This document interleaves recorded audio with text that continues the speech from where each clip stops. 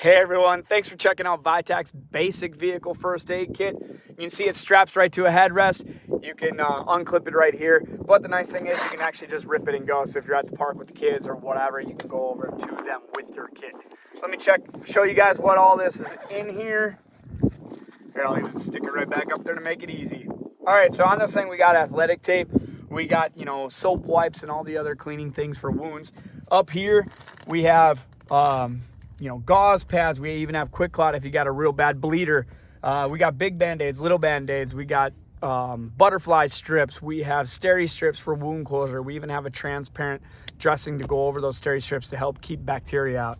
We have a little pen light right here. We have some conforming gauze, ace wrap, gloves, hydrocortisone cream. All that stuff is in here. Basically everything you might need. It's even got tweezers for splinters and stuff. So please, guys, check out the content list, and thanks so much for checking out the ViTAC Basic Vehicle First Aid Kit.